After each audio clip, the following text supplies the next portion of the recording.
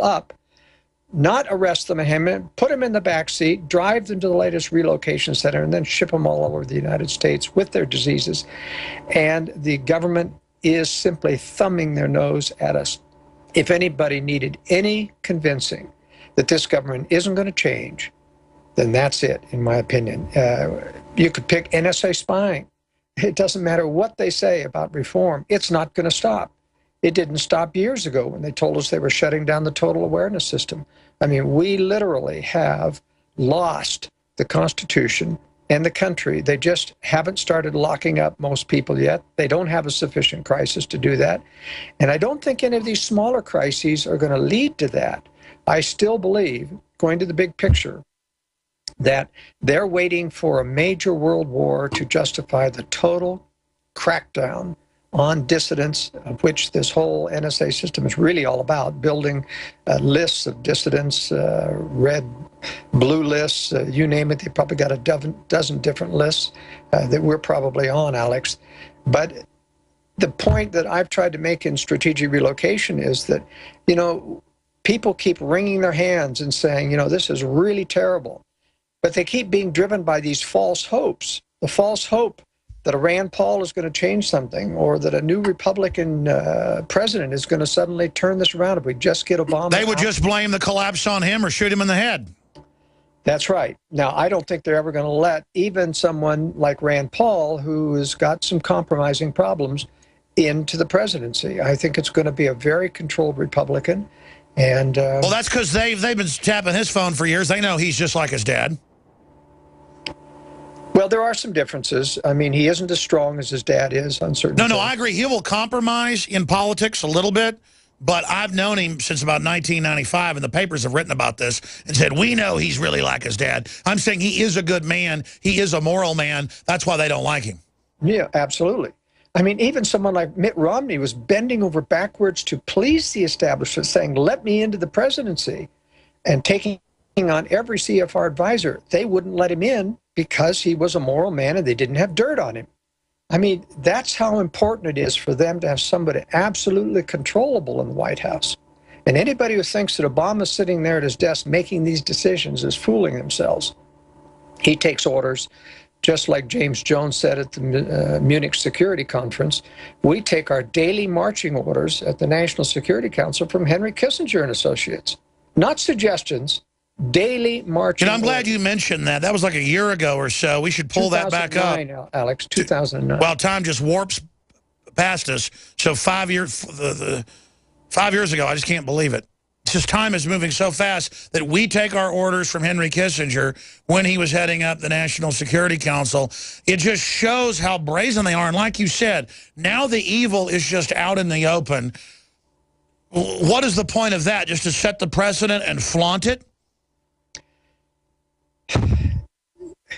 Yes, they do have a lot of that. I mean, look at the CFR website, still has that James Jones quote, and his entire speech admitting to this conspiracy that Henry Kissinger controls daily the national. They still have it up on their website. I mean, that's as in the face as you get, and it's also very telling because not a single news media source has ever published or even commented on that. So they're very arrogant about the level of the control. What I was saying, though, Alex, is that people have to realize that even though we have to keep fighting, even though we have to keep waking up the remnant, we have to prepare for resistance, people have to survive what's coming. They have to survive the war they're planning to bring upon us, which is going to make 9/11 look like a picnic. No, you're right. And you were saying that years ago, and now my brain is completely shifting into the understanding that this just all, we are in the hands of pure evil, and it's just going to get worse. God help us. I mean, we can try to get America to wake up and repent. We can try to change things, but we're in the hands of absolutely evil people who want to wreck everything. And so people have to be prepared. I mean, they've got to, you know, a lot of people, and I do a lot of consultation about strategic relocation, and people say, well, I just can't leave right now. And I understand that. The worst thing people can do is get out in the boondocks without any financial lifeline and try to survive because self-sufficiency is expensive. But they have to look up to reality. It's not a matter of if you're going to have to get out of the big cities. It's a matter of when. So you have to take a certain amount of your resources. That's right. We're going to go to break, Joel. Come back with that. It's like Matt Drudge said earlier this year or last year. I forget. Might have been 5 years ago. Who knows? He said everybody should have an exit plan now. Just how much of this has come true. And under the North American Union, it basically says in the treaty they'll get rid of the borders with Mexico and Canada that Bush did up with Vicente Fox in 2005. But just like Matt Drudge tweeted, and we'll put that up on screen here in a moment, that everybody should have an exit plan back in January of this year, January 28th, he said have an exit plan. Matt Drudge, at Matt Drudge, or at Drudge is actually how you get there on Twitter. The media attacked him for that. While governments all have exit plans, bodyguards, bunkers, weapons, food, we're not supposed to have backup generators. In fact, that's in the news all the time, demonizing people that want to be prepared. No, just be a slob, be on welfare, don't care about anything, whatever, it's fine. Joel Skousen's our guest. I want to talk more about preparedness, and I want to look at things geopolitically, but why would a Anglo-American elite want to have a dumbed-down, servile population? I guess so they'd be pliable. It's just that I look at all the things they're doing.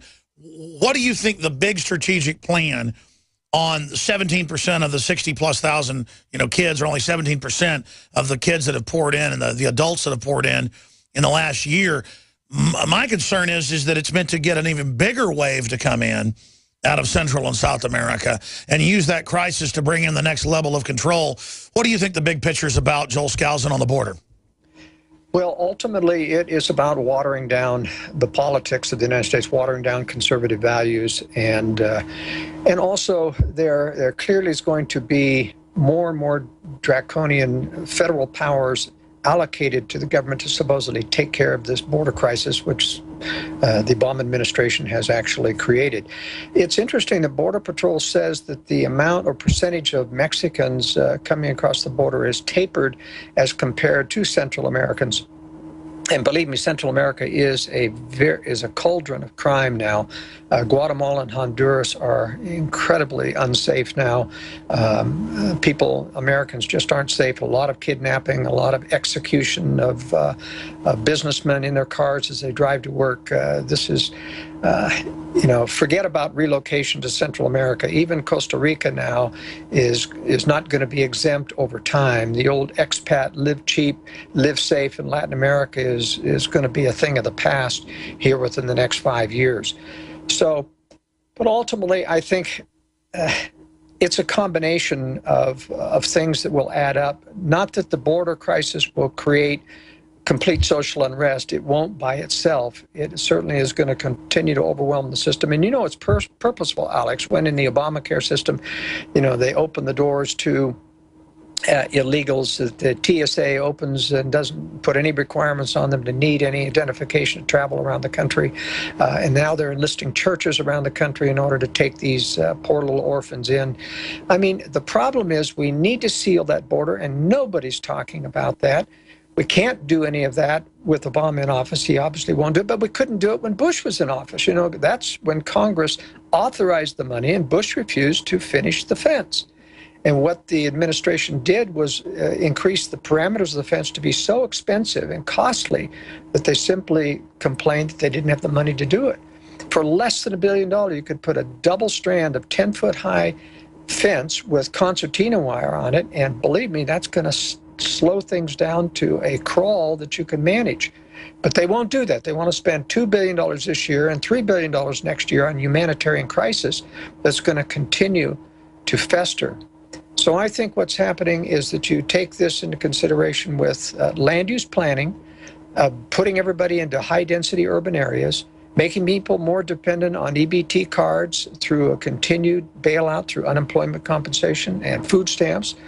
And what have you got? You've got a people totally dependent on the government. And as you carefully pointed out, they're preparing to get out of the cities. They have homes with bunkers underneath them. They have their escape plans. FEMA doesn't tell anything about fallout shelters. That's laughed upon by the media. even though that's the one thing that the elite know that they're going to need someday, because they know this nuclear war is coming on America. At least it's coming to the American military. I don't think Russia and China are going to strike American cities. They don't want to be viewed as the bullies of the world. They're taking down the bully of the world and striking the U.S. military. So I think people can survive what's coming, but they really have to prepare. And the government doesn't want people prepared. They want as much chaos when the major strike. I agree with you, Joel Skousen. Stay there. We're going to come back, get to a bunch of other news, and take calls. Stay with us. We got callers from before earlier. We'll see who wants to talk to Joel. I'm sure most of them do. We're on the march. The empire's on the run.